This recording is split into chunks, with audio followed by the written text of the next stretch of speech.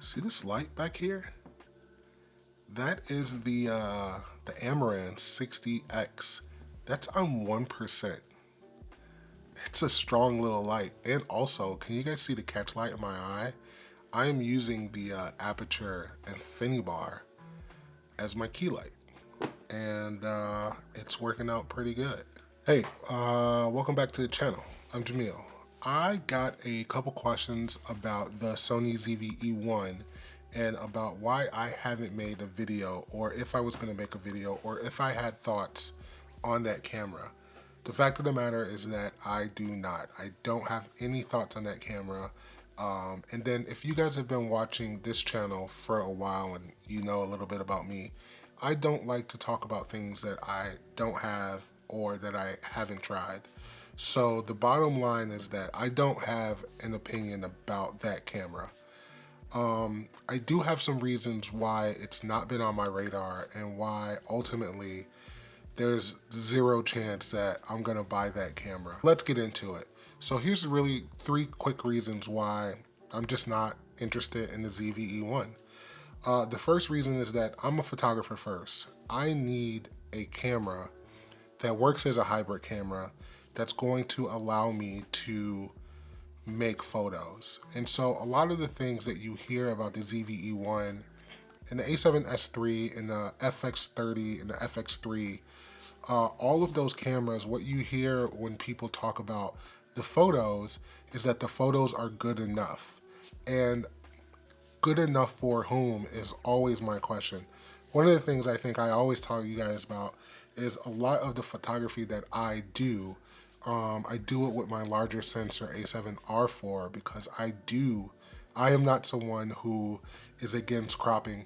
I try to get it right in camera as much as I can, but sometimes a photo needs a crop, and I just don't think that 12 megapixels is going to allow for me to be able to create the type of photos that I want to create.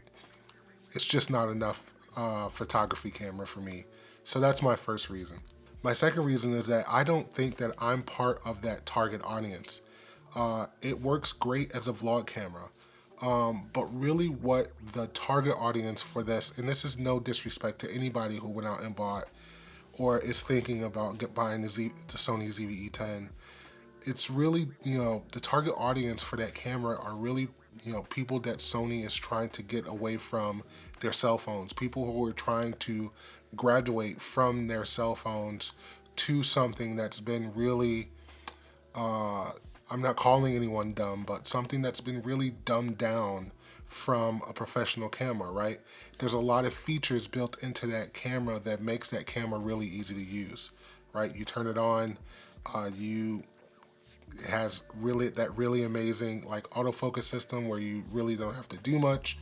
You hold something in front of it. It's got that showcase feature.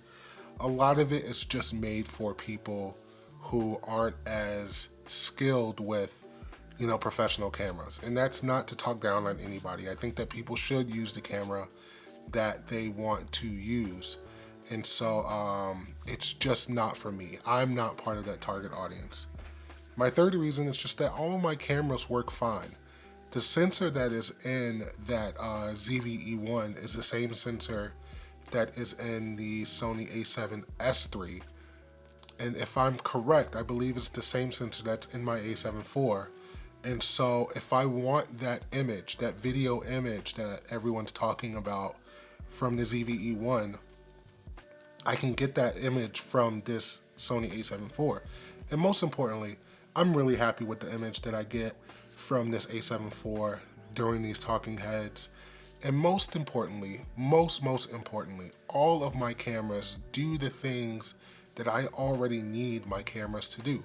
My A7R4 takes amazing, beautiful photos. My A7 IV is a great video camera. It's what I use for all of my talking heads. I love it as a hybrid camera when I'm out and I'm making photos and I need to take, some vertical video to create a reel or two. Great video. But most importantly is that I still have this A7C, and you guys have heard me sing the praises of this camera so much on this channel. there is still so much that this camera can do, and I don't even think that I have learned this camera enough. And as I get closer and closer to the production of a short film that I got brewing in my head, I don't want to have to relearn another camera. I know this camera, and this camera works and fits my needs, you know, and so it just doesn't make sense to go out and buy a new camera just because it's new. And so those are my top 3 reasons. Bonus reason is I think it's way overpriced. $2,200 for that camera. Another $200 you can have, you know, this A7, a used copy of this A7 IV, or, you know, for less money you can get this A7C, which I think is a way better hybrid camera. And so that's one. Those are my reasons. Just a really quick video, only because I was asked. And yeah, I'm a photographer first. I'm not part of that target audience, and I have everything I need as far as cameras go. And so I could spend that money on a 24mm G Master. And so anyway, just some quick thoughts. I'm Jamil. This is a boy named Jamil. Let me know what you guys think down in the comments. I will see you guys in the next video. Peace.